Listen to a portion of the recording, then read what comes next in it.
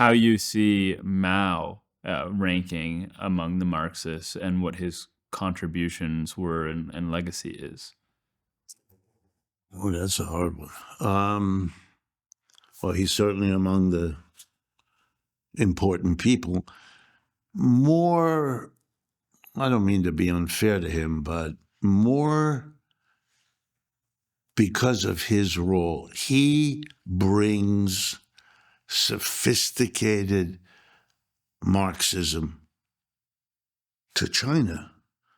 I mean, you don't have to say anything else. That makes you a world historical figure of the greatest. I mean, it's stupefyingly important what he did. Number one. Number two, his political decision has shaped the world in a way not like Gramsci. Gramsci's got this corpus of work on analyzing culture. Mao didn't do anything like that, not that I'm aware of. But Mao said to the Marxian tradition, of which he had become a part, that your focus on the factory, on industry, as the crucial place to organize is a mistake. It took unbelievable courage. I said, and now, as if I were Mao, it is a mistake not to understand that the rural, agricultural peasant of the world can be an equivalently revolutionary force. In Western Europe, where Marxism is born, the most reactionary part of the society were the rural, uneducated, often illiterate, religiously dragged down. And so the chances to organize revolution there were hopeless. And revolutionaries who were themselves typically urban, relatively educated, relatively, they went to work on the workers that were close to them, that they understood, from which they themselves came, the urban, industrial, and you had this split. Mao is absolutely staggeringly important because he brings the notion of Marxism and Marxist revolutionary anti-capitalist mentality to rural areas who didn't have any capital. For them, they were just beginning to deal with capitalism, and they already had this enormous push against it, which makes the evolution of places like India and China radically different from the West, where the split of agriculture and industry. I mean, Mr. Trump's base is rural, is suburban, is not. The big cities of this country are where Mr. Trump has got a lot of problems, right? That's our culture. That's not the way it is in the East. And Mao is as much responsible for that as anybody, probably more so. So that innovation opened up Marxism to become revolutionary for what is the majority of the working class of this world, which is rural, was rural, still is rural and agricultural. And so now, India has 4 communist parties. China is ruled by a communist party. Vietnam is ruled. Mao breaks all that open and makes that a force in the world. And if I had time, I would make you the argument that what that achieved is the foundation for the Chinese economic development post-World War II. And that means that Mao is responsible in a major way for the ability of China to be a superpower challenging the United States right now. If you deal with Mao in this country, they have no idea who you're talking. I mean, the lack of an understanding of just a simple story I just told you in this country is stupefying. It's like, I don't know how to make an equivalent. It's like if that fellow over there who's working with us wanted to light a cigarette, but didn't know how to do it. And I said, here's a lighter. He would be stunned. Look at that, a thing with the fire. Whoa. And you'd feel for him. Well, oh my God, you're out of touch. We've had these lighters over 50 years. No, Mao is a bad person in China. End of conversation. And I'm talking about educated people like those at Harvard and Yale. My Chinese teacher who's in China told me that they all really look up to him. Yeah, for God's sake. Yes. Doesn't mean you can't disagree with this or that or this policy or his capacity of swimming up the Yangtze River and all the other funny stuff about him. He had that. They all do. But if the man is to, Jesus Christ, what he accomplished. I would say this to you, that the pamphlets he wrote, you know, the history, the Long March, when they're driven out of the South, driven out of Shanghai. The early days of the Chinese Communist Party were in the cities, as was Marxism focused. And Mao was a young, middle-level income family kid. And he's organizing in Shanghai, in the south of China, in the urban, with a focus on the industrial. And the government of China at the time, a nationalist government, under the heading of a man who became famous later, Chiang Kai-shek, the leader, hates the communists.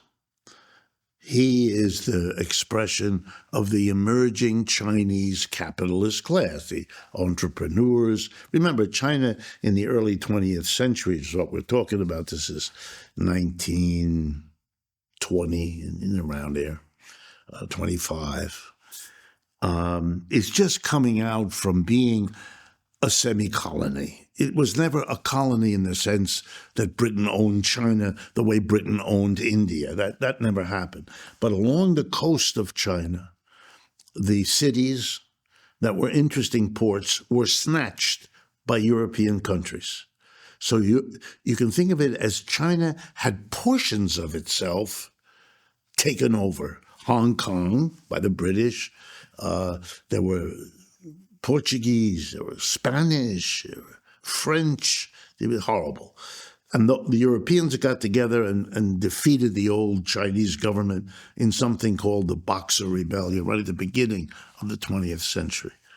So China was, as they now say, going through its 100 years of humiliation. That's how it's called in China.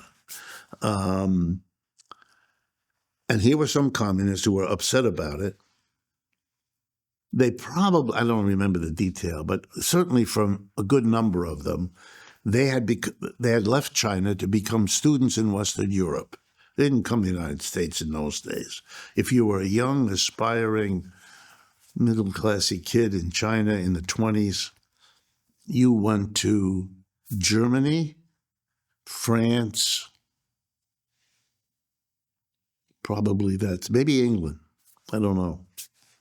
I know the ones about Germany because one of them became a student in Berlin and took my mother out on dates. Oh. Those I know. And I asked her to marry him, which she did not do, but she thought about it. She married my father, who's not that guy. For which we are all thankful. Yes, I hope so.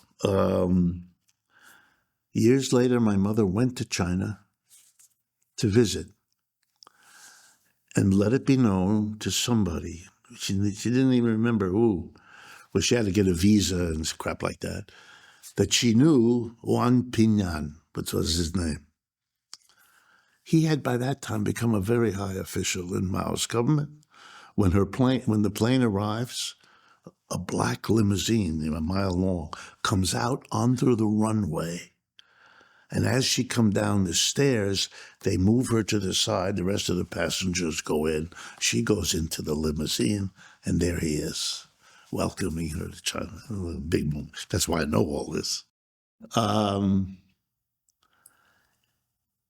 Chiang Kai-shek murders a whole bunch of them, sends the troops. They're having a meeting of their little, very small communist party at that time in Shanghai. I'm pretty sure it's Shanghai. And murders a lot of them. But a bunch of them escape. And they then go on a long trek, pursued by Chiang Kai-shek's military, to escape. And they go deep into the interior. And that is called the Long March. If you read any history of China, there will be a chapter in the book on the Long March, because it was in that period. It took a long time. I mean, I don't know, maybe years. I mean, the Yunnan into the deep interior of China. You know, it's like, I don't know, if Americans had gone at some early point in the 19th century to the wilderness of northern Minnesota or something like that, you know, just far away. And they settled among peasants in this province. And they organized the peasants against their own landlords, built a base, and that saved them from the army of Chiang Kai-shek. And there they built an alternative system, society, putting many of their principles into effect, but also, not being stupid, built an army. It's very famous in China. It's called the I don't know the reason why, but it had the funny name, Eighth Route, 8 as in the number, Eighth Route Army. The people, the Red Army, the Eighth Army. Then the Japanese invade China, 1931. Then there's a war between China and Japan, and Chiang Kai-shek now has to stop pursuing the communists because he can't. I mean, they're too strong now in this distant province. Fights the war with the Japanese in alliance with Mao, who's now the leader in this Yunnan. And as soon as the war is over, the Japanese are defeated.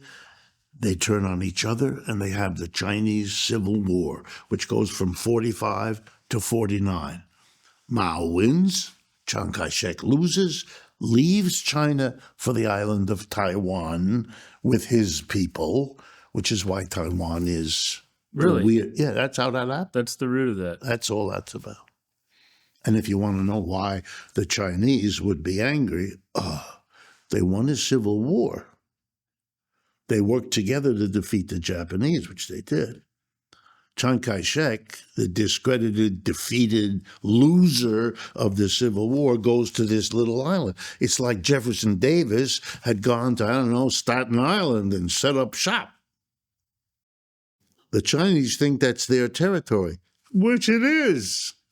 And that it's their issue to work out, that the United States would decide that this is, you know, that is sheer cuckoo. And you couldn't possibly tell that story to the American people because it would have the effect it's having on you, which is, oh, I didn't realize this.